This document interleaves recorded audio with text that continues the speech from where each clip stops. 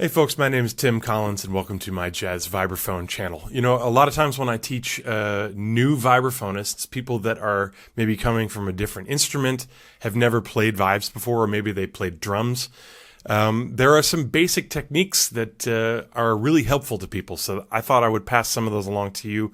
These techniques have to do with some of the real basic stuff for how to get around the keyboard, how to move your arms in an efficient way and feel comfortable playing the instrument. So I hope you'll check out this video and that you will get something from it. If you have any ideas or comments or suggestions, obviously you can put them down in the comments below. And also I just want to mention this video and all the others on my channel are brought to you by my online store where you can find PDF books, you can find online courses, everything that you've ever thought of for jazz vibraphone. Basically, there is something to that effect in my online store. And I try not to release stuff just for the sake of releasing it. I really take a lot of time and think about the things that I put up there. And I know that the people that have used them have found them useful. I've gotten really great feedback. So if you would like to go really in depth and you want to really take your playing to another level, and you want to check out some of the online courses, I'd be really happy about that. So the link is in the description below. And without further ado, let's get on with some of the tips that I have for absolute beginners to get around the keyboard on a vibraphone. All right, so in this first exercise, I'm going to give you some very basic ways to just go about practicing your scales. This could go for any scale, whether it's major, minor, or some other mode that you're working on. These general concepts will always apply, and there will always be a very effective way to improve your technique on the vibraphone. So I'm going to just use the B-flat major scale as a demonstration, and let's get right into it. So the first thing I would do is play the scale 2 octaves with alternate sticking up and down like this.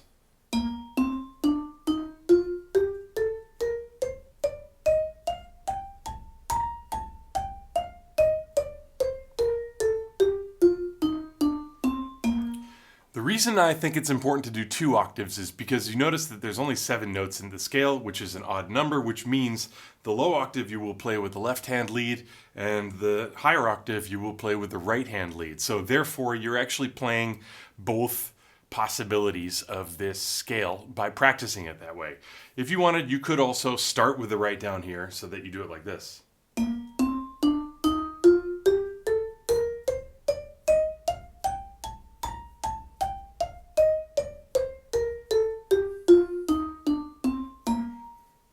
Okay, so another tip for how to do the 2 octave scale in a very technically proficient way is to actually separate out what each hand is really doing while you go up and down the scale. If I, for example, take away the right hand and just look at the movement of my left hand, it's actually going to play these notes.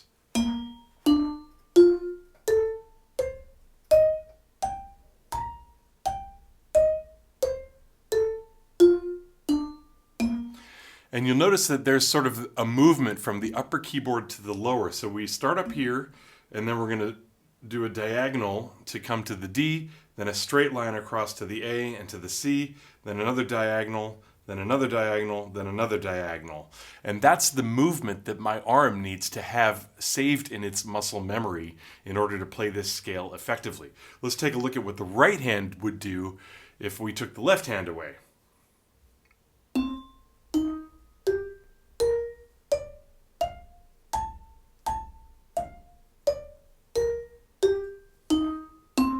So here you see we start on the lower keyboard, immediately have to go diagonally to the E flat, then diagonally to the G, then diagonally to the B flat, and then we have a straight line from the D to the F to the A. And then of course it goes backwards. So this directional movement with both of your hands is something that you want to have saved in your muscle memory so that when you play it together, your hands naturally will already go to the proper position like this.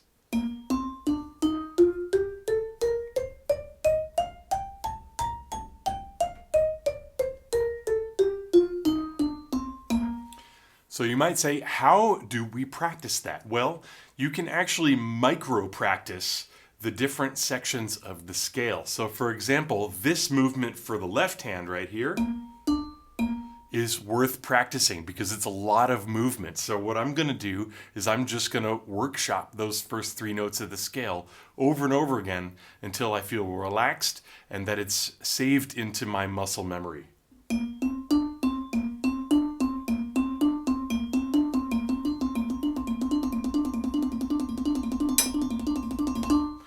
Now you'll notice that after a while I started moving my hand a little bit more sideways like this, just because that's less effort.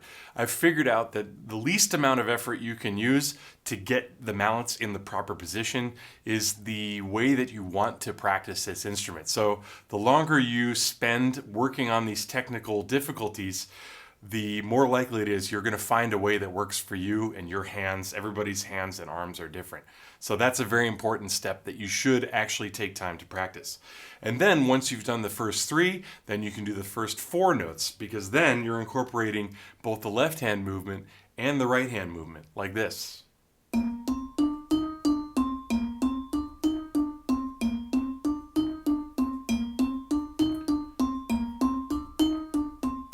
And gradually you're going to want to expand this range upwards until you get to the full 2 octaves, because that will really teach your hands and your arms which position they need to be in to play the next note.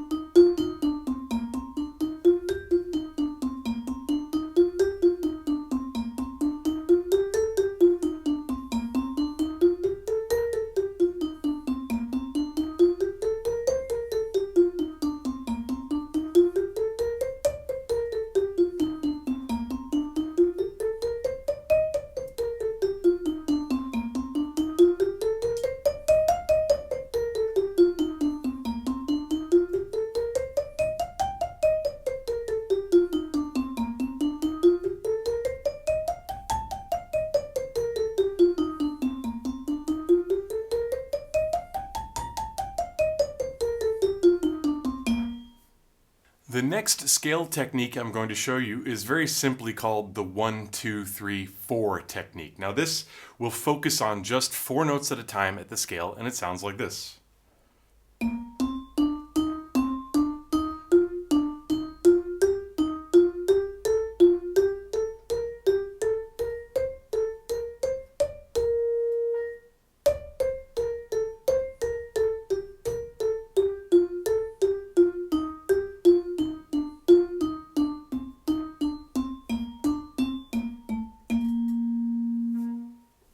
Again, you want to use the most relaxed movement possible to get from one position to the other. You should be totally relaxed. You should not feel any tension in your arms, your elbows, or your fingers. Now, a way to practice this so that you can master each set of 4 notes is to repeat each one 4 times and see how fast you can do it while still maintaining that relaxed and fluid motion.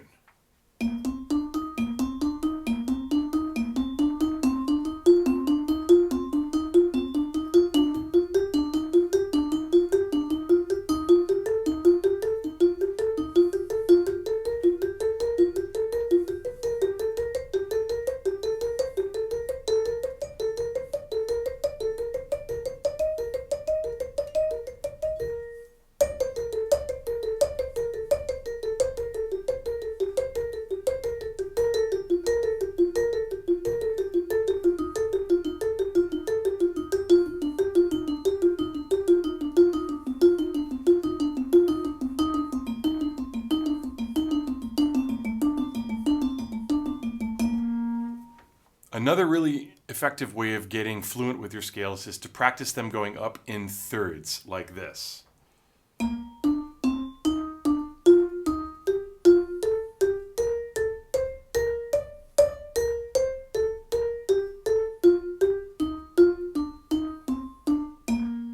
Now you'll notice that actually when we do one hand at a time with this exercise, each hand is actually playing the entire scale without skipping any notes. So that means you have to be really careful to make sure you reach for the center of the bars on the flats. If you need to practice them both together like this, it might be a good way to visually memorize where you need to play this scale, like this.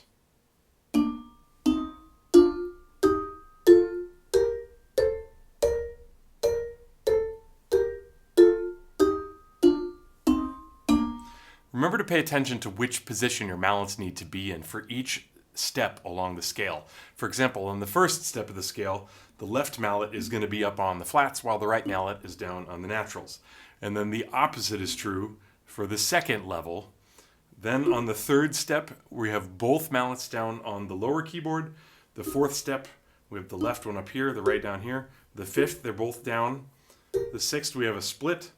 The seventh, we're both down, and then back to the octave. So those movements you need to memorize with your arms so you know where to reach with which hand. Then, once you've mastered that playing them together, play them separately with the left hand going first.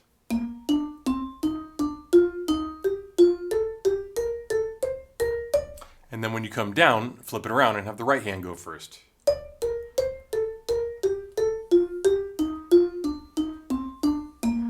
If you really want, you could also switch around whether you have the left going first and then the right going first. So like this, left, right, right, left, left, right, right, left, left, right, right, left, left, right, right, left. If that's played fast, it sounds like this.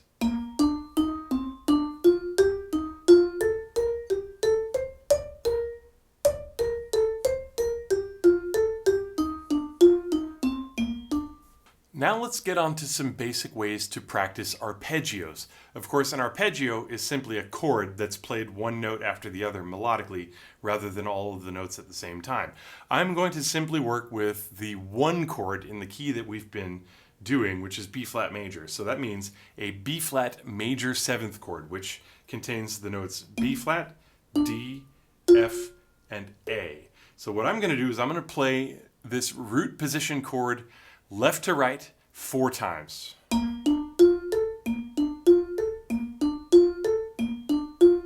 And again, I'm keeping track of the movement that my hands need to make. My right hand is going in a straight line. My left hand is going diagonally from the center of the B flat to the center of the F.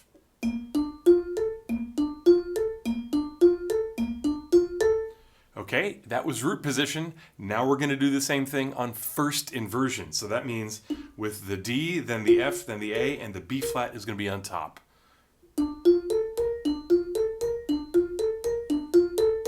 And now it's my right hand that needs to go diagonally, and my left hand goes in a straight line.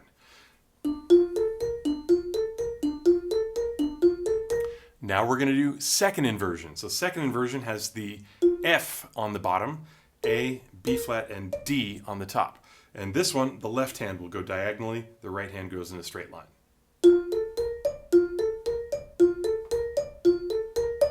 And of course, then we have third inversion, which has the A, then the B flat, the D, and the F. And this one, it's again the right hand that will be going diagonally. So one of the things that you notice about this particular chord, because it only has one note that's in the upper keyboard, that's the B flat, we're never going to have both hands moving simultaneously back and forth. There's always going to be one hand that just goes straight and the other hand goes diagonally. And in fact, with each inversion, it alternates. So we have first inversion, the left hand is the one going diagonally. Then we switch and it's the right hand goes diagonally. Then we switch again, the left hand goes diagonally. And we switch again and the right hand goes diagonally. And of course, all of these things should be practiced backwards as well.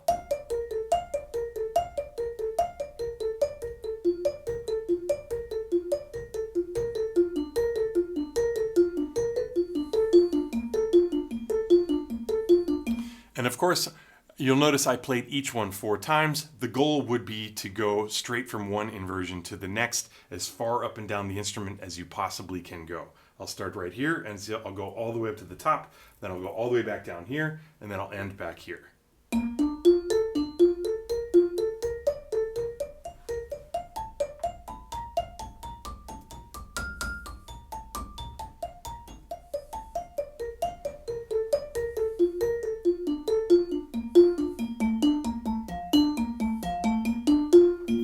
And the other thing I will mention is as I was moving up the keyboard, I'm actually stepping with my feet. I'm shuffling my entire body this way or this way as needed. I'm not standing in one place and swiveling like this.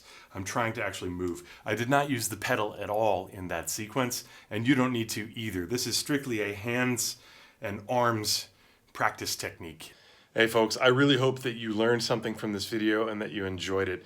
And if you'd like to support me in any way, click the subscribe button, like button, comment below, share this with your friends, and I will see you in the next one. Thank you very much.